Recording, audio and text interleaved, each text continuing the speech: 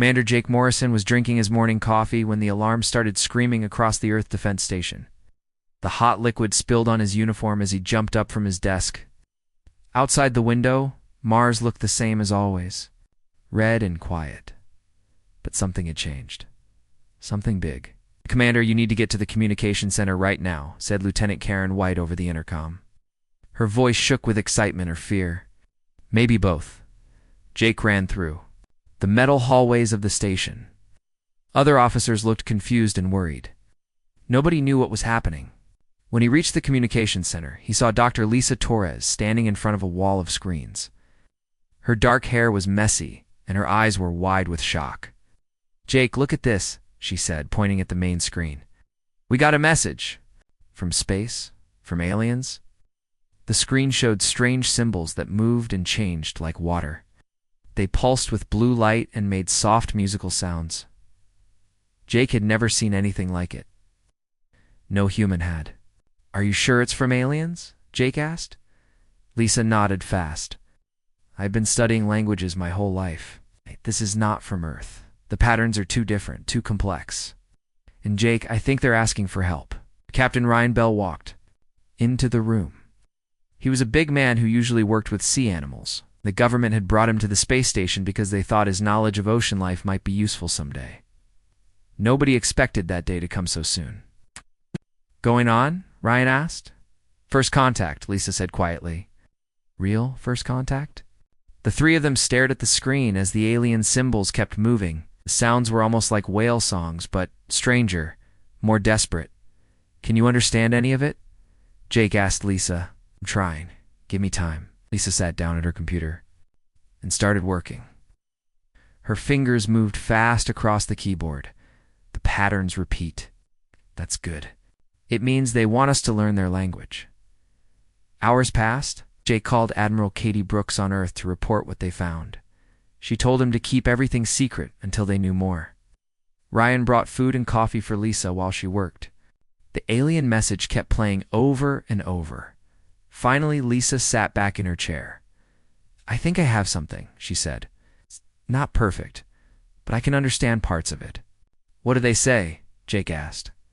Lisa looked at the screen. "They call themselves the Zilani. They live on a water world called Aquaros. And they're in trouble. Big trouble." She played a part of the message and translated as it went along. "We are Zilani. We live in peace beneath the waves. We seek help from the young ones called humans. Our world dies. The Kravik come to destroy us. We have no weapons. We have no warriors. We offer knowledge for protection." The room went quiet. Jake felt a chill run down his back. "They want us to fight for them?" Ryan asked. "That's what it sounds like," Lisa said. "But there's more. Listen to this part." She played another section. The alien sounds seem sadder now, more afraid. "Search the stars for help. Many species live in the galaxy. None will help us. Some ignore our calls. Others say the Krovik are too strong. You are our last hope. Please answer. Please help us live." Jake stared at the screen. How did they even know about us? "Sure," Lisa said. "But they mention hearing stories about humans, about our courage. They think we might be different from other species." Admiral Brooks arrived at the station 2 days later. It was a tough woman with gray hair and sharp eyes. She brought Senator Greg Palmer with her. Palmer was a politician who always worried about spending money and making enemies. They all gathered in the conference room to watch Lisa's translation of the full message. The Zilani had sent pictures of their world.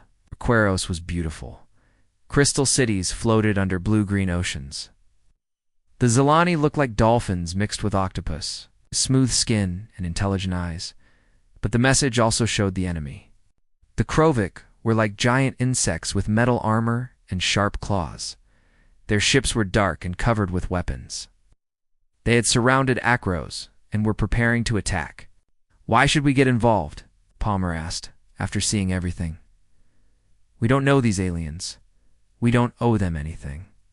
And these Kravik sound dangerous, because it's the right thing to do," Ryan said. His voice was angry. "Look at those pictures. The Zilani are peaceful. They're like the whales I study. They never hurt anyone. and these Krovik want to kill them all. The Zilani offer us their technology, Admiral Brooks said. Medical advances, new energy systems. It could help all of humanity. Palmer shook his head. It could also get us all killed. We just started exploring space. We're not ready for a war with aliens. Jake looked at the pictures of Aquaros again. The crystal cities were so beautiful. The Zilani children played in schools of colorful fish. They had art and music and poetry. Now it might all disappear. What do we know about the Kravik? Jake asked Lisa. Not much from this message, she said, but the Zilani are terrified of them. They've been running and hiding for months. The Kravik seem to destroy everything they touch. Admiral Brooks made her decision. We're going to help them. I'll send 3 ships to their system. We'll see what we can do. Hey, this is a mistake, Palmer said. The president won't approve this. The president already did, Brooks said. I called him before I came here. He said if there are peaceful aliens asking for help, we should give it to them. That's what humans do. Lisa worked for 3 more days to create a response message for the Zilani. She told them that Earth would send help. She said humans honored their friends and protected the innocent. She promised that someone would come. When they sent the message to Wickrose, Jake felt proud. Humanity was about to take its first real step into the galaxy. They were going to save an entire species from destruction, but he also felt worried. The Zilani had said other species refused to help them. What if those species were smart to stay away? What if the Krovik were too strong for humans to fight?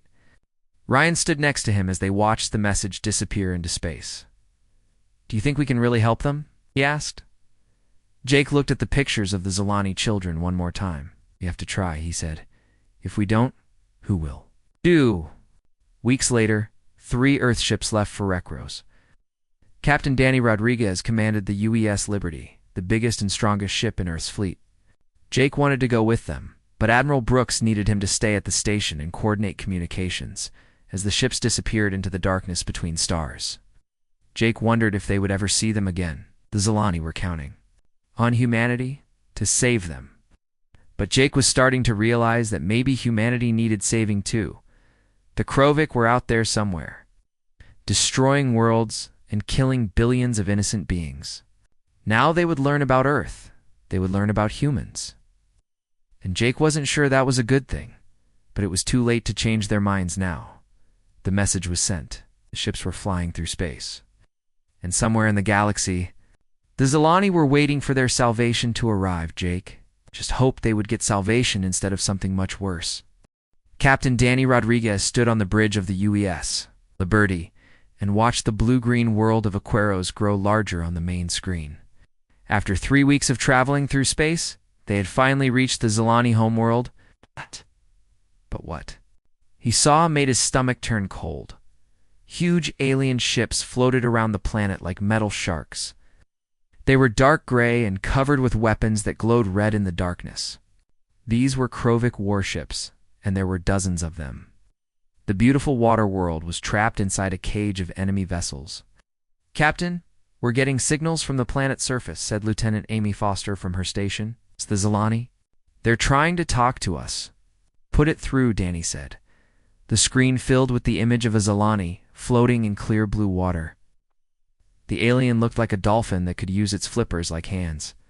Its skin was smooth and silver, and its large eyes showed both hope and fear. Dr. Lisa Torres had taught Amy how to speak some of the Zilani language during the trip. Amy spoke slowly into the communicator. We are humans from Earth. We got your message. We came to help. The Zilani's eyes grew wide with surprise and joy. It made musical sounds that the computer translated into words. You came. You really came. We did not think anyone would answer our call. My name is Elder Cathara, the alien continued. I speak for my people. Please, you must come to our city, but be careful. The Krovik watch everything. Danny looked at his crew. They all seemed nervous but determined. Amy, you'll lead a team down to the planet. Take Dr. Hayes and Lieutenant Clark with you. I want to know everything about what's happening here. Amy nodded. What about the Krovik ships, sir? They might try to stop us. We'll deal with that. When it happens, Danny said, but inside, He was worried. The Krovik ships were much bigger than the Liberty. If they wanted to fight, humans would be in serious trouble. The small shuttle flew down through Aquaro's atmosphere, while Krovik ships watched from above. Amy could see the ocean world spreading out below them. Most of the planet was covered in water, with small islands scattered across the blue surface. As they got closer to the water, Amy saw something amazing. Under the waves were cities made of crystal and coral. They glowed with soft light and stretched for miles across the ocean floor. Millions of Zilani swam between the buildings like fish in a giant aquarium. "It's beautiful," said Dr. Hayes, looking out the window. "I've never seen anything like it." The shuttle landed on a floating platform near one of the underwater cities. Elder Cathera was waiting for them with several other Zilani. Amy put on her diving gear and followed the aliens down into the water. The city was even more incredible. Underwater. The buildings grew up from the seafloor like living things. Schools of colorful fish swam through the streets. Zilani children played in gardens of sea plants while their parents watched with loving eyes. But Amy could also see the fear in those eyes. The Zilani moved carefully and looked up at the surface often, as if expecting death to fall from above. Elder Cathara led them to a large building in the center of the city. Inside, holographic displays showed the situation across their world. Red dots marked Krovik ships. There were hundreds of them. "They came 6 months ago," Cathara explained through the translator. At first, they only watched. Then they started landing on our islands. They took our people and our resources. We tried to talk to them, but they do not listen. Amy studied the displays. "Why don't you fight back? You have technology. You could build weapons." Cathara's large eyes grew sad. "We are not warriors. We have never killed another living being. Violence is not in our nature. For millions of years, we have lived in peace under the waves. We do not know how to make war." Dr. Hayes looked shocked. "Never? You've never had any wars at all?" "Fighting brings only death and sorrow," Cathara said. "We learned long ago that cooperation makes us strong. But now, our peaceful ways may destroy us." Amy felt her heart break for these gentle people. They were like children facing monsters, with no idea how to protect themselves. Back on the Liberty, Captain Rodriguez tried to contact the Krovik commander. He didn't want to start a fight, but he needed to understand what the aliens wanted. After several hours, a Krovik ship responded. The alien that appeared on the screen was nothing like the gentle Zilani. It looked like a giant insect with hard black armor and glowing red eyes. Sharp teeth filled its mouth, and metal claws clicked together as it moved. "I am war leader, Thoxenin of the Krovik Empire," the creature said in perfect English. Its voice sounded like grinding metal. "You are the humans we have heard about. You should not have come here." Danny tried to stay calm. "We came to help our friends. If you leave this system peacefully, there won't be any trouble." Thaxanon made a sound that might have been laughter. "Friends? These water dwellers are weak. They will serve the Empire or die. That is the way of the galaxy." "Yeah. Maybe we can work something out," Danny said. "What do you want from this world? Perhaps we can find a solution that helps everyone." The Krovik leader's red eyes glowed brighter. "There is no negotiation, no compromise. The Krovik take what we need. Others submit or are destroyed. This is how we have conquered 1,000 worlds." Danny felt his temper rising. "And what gives you the right to do that?" "Strength gives us the right," Thaxanon said. "The weak exist to serve the strong. Your species is young and foolish. Leave now, or you will share the fate of the Zilani. And if we refuse?" Thaxonin clicked his metal claws together. "Then you will learn why hundreds of species have bowed." Before Krovik might, the communication ended. Danny stared at the empty screen, feeling anger build in his chest. These Kroviks weren't just conquerors. They were bullies who enjoyed hurting others. Lieutenant Foster returned from the planet with terrible news. The Zilani showed her records of other worlds the Krovik had attacked. Planet after planet had been stripped bare. Entire species had been wiped out or enslaved. The Krovik didn't just take resources, they enjoyed causing pain and fear. "Captain, there's something else," Amy said quietly. The Zilani told me they contacted 47 different species asking for help. 46 of them never even answered. One species sent a message saying the Krovik were too dangerous to fight. Danny felt sick. So we're the only ones who came? Yes, sir. We're their last hope. That night, Danny couldn't sleep. He walked through the ship, thinking about what to do. His crew was brave, but they were just one ship against dozens of Krovik warships. It seemed impossible. But then he thought about the Zilani children playing in their crystal cities. He thought about Elder Cathara's sad eyes when she talked, about her people's fear. He thought about all the other species that had been too afraid to help. The next morning, War Leader Thaxanon sent another message. This time, he wasn't talking. He was demonstrating. Danny watched in horror as Krovik ships fired on one of Wekro's moons. The small moon exploded in a ball of fire and debris. Huge pieces of rock crashed into the ocean, creating massive waves that swept across the planet's surface. The Liberty's sensors detected the destruction on the seafloor. Its entire Zilani cities had been crushed by the tsunamis. Millions of the gentle aliens were dead. Amy was crying when she reported the numbers. Captain, they killed over 3 million Zilani, just to make a point. Danny stared at the debris field where the moon used to be. His hands shook with rage. The Krovik hadn't just attacked military targets, it murdered innocent families to send a message. Thaxona appeared on the screen again, clearly pleased with himself. Do you understand now, humans? This is what happens to those who oppose the Krovik Empire. Leave, or your world will burn like that moon. Danny looked at the alien monster and made his choice. No, he said quietly. What? I said no, Danny repeated louder this time. We're not leaving. And you're going to pay for what you just did. Thaxanon's red eyes blazed with anger.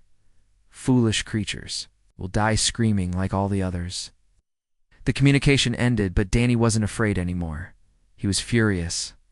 These Krovik thought they could murder innocent people and scare humans into running away. They were about to learn how wrong they were. He opened a channel to Earth Command. Admiral Brooks, this is Captain Rodriguez. We need reinforcements. All of them. Tell them to come ready for war. Admiral Katie Brooks stood in the command center on Earth, watching the reports come in from Aquaros. The numbers made her sick. 3 million Zilani dead in a single attack. Entire cities crushed under falling rocks. Families destroyed just to make a point. How long until our fleet reaches the system? She asked her aide. 18 days, Admiral. We're sending everything we have. 200 ships with full crews. Katie nodded. It wasn't enough ships to match the Krovik numbers, but it would have. To do, more importantly, every human who heard about the attack was ready to fight. The news had spread across Earth like wildfire. People were angry in a way she had never seen before. Back at Ekros, Colonel Pete Morgan was already making the Krovik pay for their cruelty. His squadron of 12 fighter ships had been patrolling the outer system when the moon exploded. Now, he was hunting Krovik vessels like an angry wolf. Target the engines first, Pete told his pilots over the radio. I want them alive so they can think about what they did. His ships swooped down on a Krovik patrol group. The aliens expected the humans to run or try to negotiate. Instead, Pete's fighters attacked with pure rage. They flew straight at the Krovik ships, firing everything they had. The Krovik ships were bigger and had stronger weapons, but they weren't ready for Pete's tactics. When his missiles ran out, he ordered his pilots to ram the enemy vessels. 3 human fighters crashed into Krovik ships, destroying both in balls of fire. The surviving Krovik ships tried to retreat, but Pete wasn't letting them go.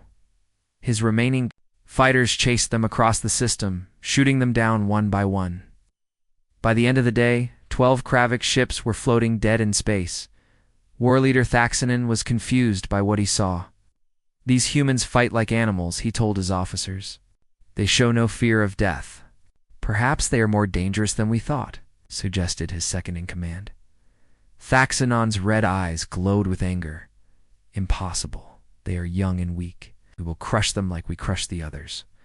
Down on Aquaros, Dr. Lisa Torres was learning something that would change everything. She had been working with the Zilani to study captured Krovik communication files. What she found made her run to find Captain Rodriguez. "Danny, you need to see this," she said, bursting into his quarters. "I've been studying how the Krovic think about war. They're not like us at all." Danny looked up from the battle reports. He was reading. "What do you mean?" Lisa pulled up holographic displays showing Krovic military doctrine. "Look at this. They have rules for everything. Step 1, demand surrender. Step 2, demonstrate power. Step 3, accept submission or destroy resistance. They've done this same pattern on hundreds of worlds, so they always expect other species to give up after the demonstration," Lisa said excitedly.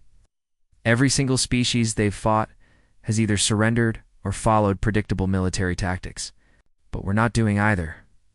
Danny began to understand. "We're not following their script." "Exactly. Pete's ramming attacks. The way our pilots refuse to retreat. The fact that we got angrier instead of more scared when they killed the Zilani. Their computers can't predict what we'll do next because no other species has ever acted like this." Meanwhile, Captain Ryan Bell was working with Zilani scientists in their underwater labs. The gentle aliens were amazed by human military technology, but they were also learning to help in their own way. "Cannot fight," Elder Cathara told Ryan through the translator. "But we can build. Our technology might help your weapons work better." Ryan studied the Zilani gravity manipulation systems. "Can you make these work on our missiles?" "We can try," said a young Zilani scientist named Veltar. "But we do not understand why you want weapons that cause so much destruction." Ryan thought about how to explain it. "I don't like violence either. But sometimes you have to fight monsters. To protect innocent people. That's what humans do." The Zilani work day and night to help their human protectors. They combined their gravity technology with human missile designs, creating weapons that could punch through any Krovic shield. They also developed new armor that could adapt to different types of energy weapons. Major. Susan Carter was using this new technology in dangerous missions behind enemy lines. She led a team of Special Forces soldiers to Krovic-occupied worlds. Throughout the system, what they found there made them understand why the war had to be won at any cost. On the mining world of Kilo 7, Susan's team discovered the true horror of Krovic occupation. The planet had once been home to a species of flying aliens called the Nethri. Now, it was a graveyard. "Jesus," whispered Sergeant Bill Adams as they explored the ruined cities. What did they do to them? The Krovic had worked the Nethri to death. In the mines, those who couldn't work anymore were simply killed. The beautiful crystal spires where the Nethri used to live were broken and empty. Millions of skeletons lay scattered across the planet's surface, Susan found. Krovic records that showed the pattern repeated across dozens of worlds. Species after species had been enslaved, worked to death, or simply eliminated when they were no longer useful. The galaxy was full of dead worlds that had once been homes to thriving civilizations. "This is what they want to do to the Zilani," Susan told her team, "and to us if we let them." She sent the recordings back to Earth, where they were broadcast. Across every news network, when humans saw the evidence of Krovic genocide, any remaining doubts about the war disappeared. This wasn't just about helping aliens anymore. This was about stopping monsters. Admiral Brooks arrived at Icaros with the main fleet 3 days early. Her ships had pushed their engines to the breaking point to get there faster. The sight that greeted them was encouraging. Pete Morgan's fighter. Squadrons had been reinforced by pilots from the Liberty. Together, they were making the Krovic pay dearly for every patrol they sent out. The enemy had lost over 50 ships in small battles across the system, but the Krovic still had hundreds of warships, and more were arriving every day. War leader Thaxanon had called for reinforcements from across the Krovic Empire. He was determined to crush the humans and make an example of them, Admiral Captain Rodriguez reported when Brooks arrived. "The enemy has over 400 ships now, with more coming. They're planning a major attack on the planet within days." Katie studied the tactical displays. The Krovic fleet was massive, but she noticed something important. They're keeping their ships in tight formations, very organized, very predictable. "Is that good or bad for us?" Danny asked. "For humans, it's perfect," Katie said with a cold smile. "Lisa's right about them not understanding how we fight. They're arranging their ships like they're on parade. They have no idea what's about. To hit them, Dr. Torres was monitoring Krovic communications when she heard something that made her blood run cold. Thaxonon was talking to his fleet commanders about their final strategy. The human homeworld is called Earth, the Krovic leader was saying, after we destroy their ships here, we will take a fleet to their system. We will break their planet like we broke the moon. Then all species will know what happens to those who oppose the Krovic Empire. Lisa ran to find Admiral Brooks. Katie, they're planning to attack Earth. After this battle, they want to destroy our homeworld. The Admiral's face went hard as stone. Then we make sure there's no after this battle for them, she said. Signal all ships we attack at dawn. That night, the human fleet prepared for the biggest space battle in their history. Soldiers checked their weapons and said goodbye to friends. Engineers worked to make sure every system was perfect. Pilots painted angry messages on their fighters, but Admiral Brooks wasn't just preparing for battle. She was preparing for war. Real war, the kind humans understood better than any other species in the galaxy. They want to see what humans do when we're angry, she said to her staff officers. Let's show them. The next morning, as the first light from Aquaro's sun lit up the fleet, Katie gave the order that would change the galaxy forever. All ships. This is Admiral Brooks. The enemy killed innocent civilians to try to scare us. They plan to destroy our homeworld and enslave peaceful people. Today we show them that humans don't scare easily. Today we show them what happens when you threaten. Our friends and our families, all ships, attack. The space around Aquaros exploded into violence as 200 human ships crashed into the Krovic fleet like a hammer hitting glass. Admiral Katie Brooks watched from the bridge of her flagship, the UES Retribution, as her plan unfolded exactly as she hoped. The Krovic had arranged their 400 ships in perfect battle lines, just like they always did. War leader Thaxonon expected the humans to form similar lines and fight a slow, organized battle. Instead, the human fleet scattered in all directions and attacked from everywhere at once. All fighters hit their flanks, ordered Commander Linda Price over the radio. She led 3 squadrons of human fighters in a wild charge against the Krovic right wing.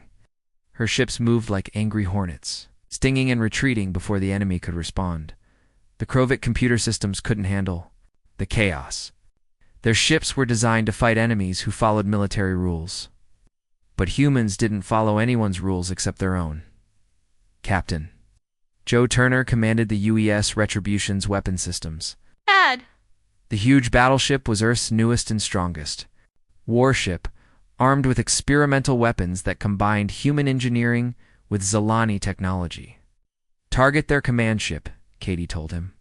I want Thaxonon to see what human fury looks like up close.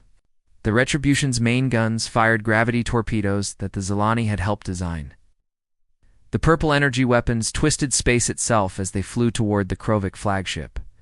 When they hit, they tore holes in reality that sucked enemy ships into pieces.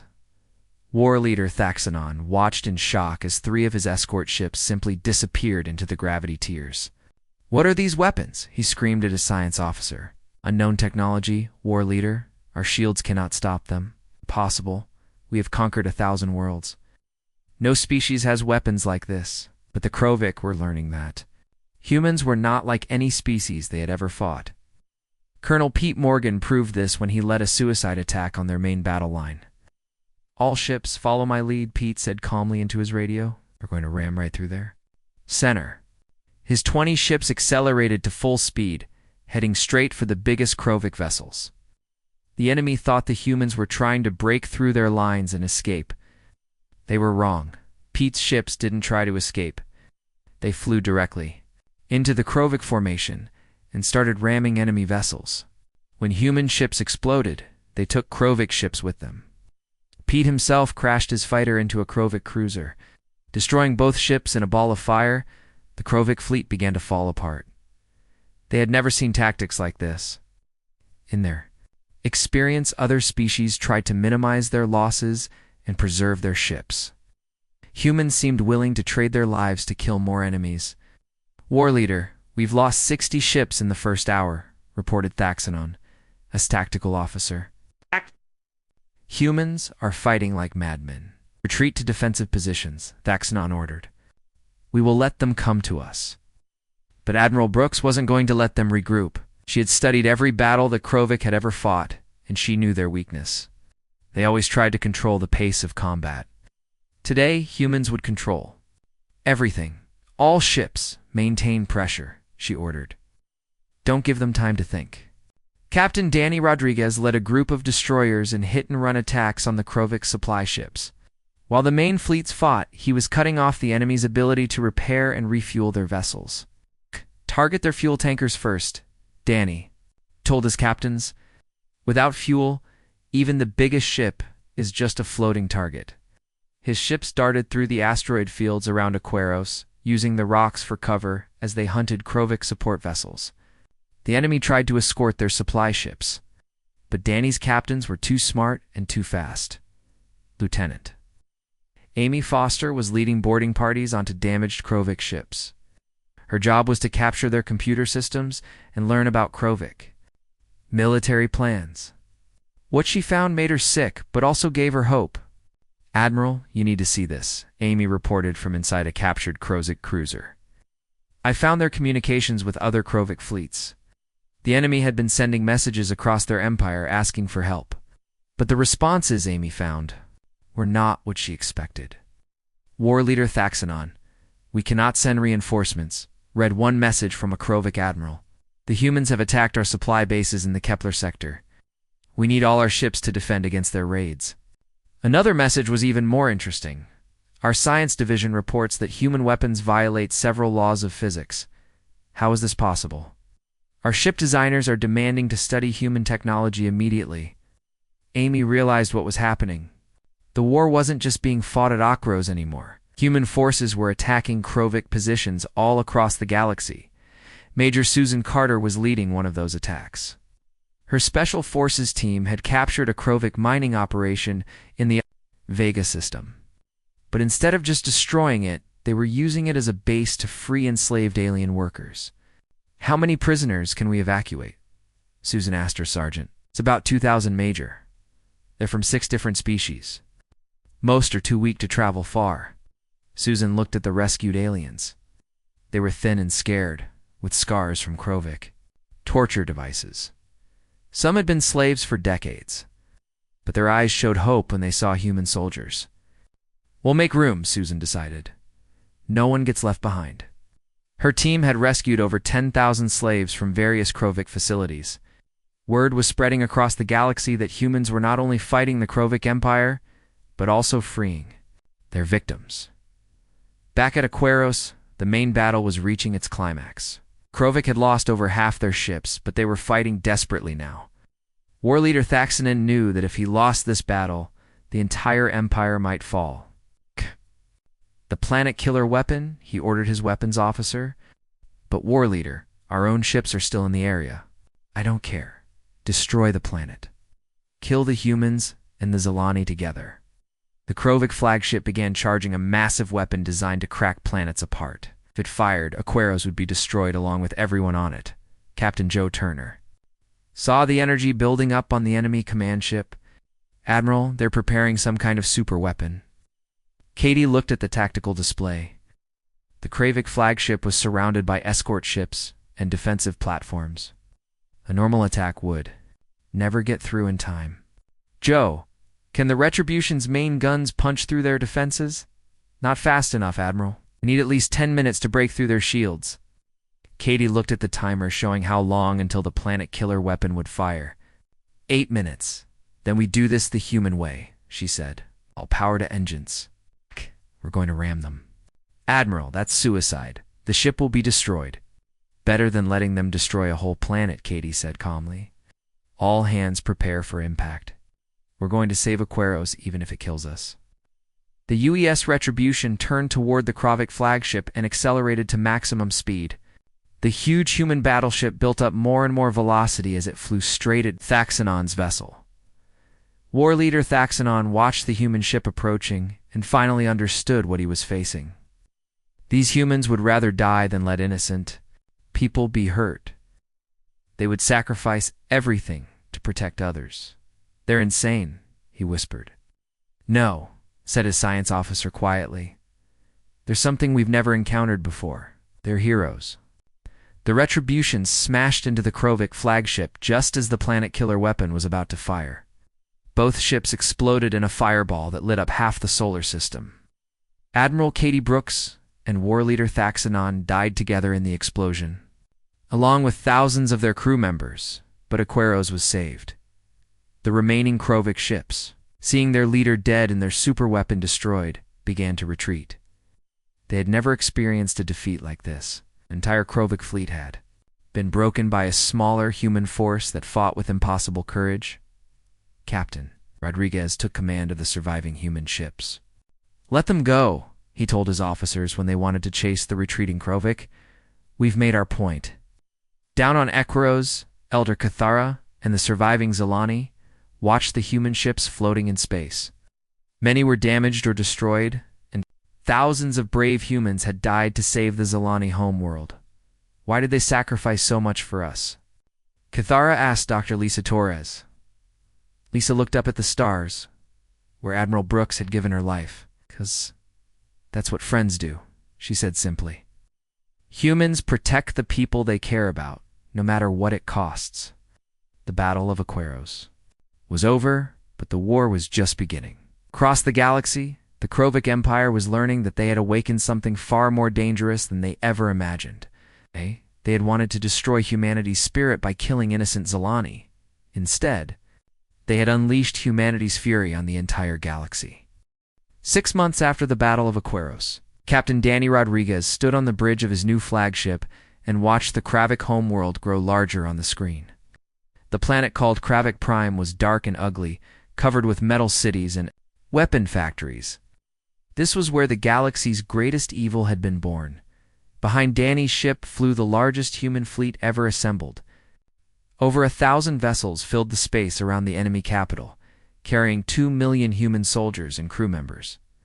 Ships from Earth, Mars, the outer colonies, and dozens of alien worlds that had joined the human cause. "Captain, we're getting surrender signals from the planet," reported Lieutenant Clark from his station. Danny looked at the communications display. After months of fighting, the Krovik Empire was finally broken. Human forces had attacked Krovik positions across hundreds of star systems. They had freed millions of slaves and destroyed countless enemy fleets. Now the empire that had terrorized the galaxy for centuries was begging for mercy. "Put the Krovik High Command through," Danny ordered. The screen filled with the image of an ancient Kravik covered in scars and missing one arm. This was Supreme War Leader Vexthak, the ruler of the entire Kravik Empire. His red eyes no longer glowed with arrogance. Instead, they showed fear and defeat. "Human Commander Vexik said in a broken voice, We wish to discuss terms." Danny thought about Admiral Brooks, who had died saving Akros. He thought about Colonel Morgan and all the other heroes who had sacrificed their lives in this war. He thought about the millions of aliens the Kravik had murdered over the centuries. "There are no terms," Danny said coldly. "Only surrender. Complete and total surrender." But we are a great empire," Vexthik stammered. "Surely we can negotiate something." "You lost the right to negotiate when you blew up that moon," Danny replied. "When you murdered 3 million innocent people just to make a point. Now you'll accept our conditions, or we'll finish what you started." The Krovik's supreme leaders' mandibles clicked nervously. What are your conditions?" Danny had been thinking about this moment for months. The human government had given him full authority to end the war on whatever terms he thought were right. First, immediate withdrawal from all occupied worlds. Second, release of all prisoners and slaves. Third, payment of reparations to every species you've harmed. Fourth, dismantling of your military fleet. And fifth, submission to human oversight of your future expansion. Excess remaining arms shook with rage. "You ask us to destroy ourselves." "No," Danny said quietly. "We're asking you to become civilized. Something you should have learned a long time ago."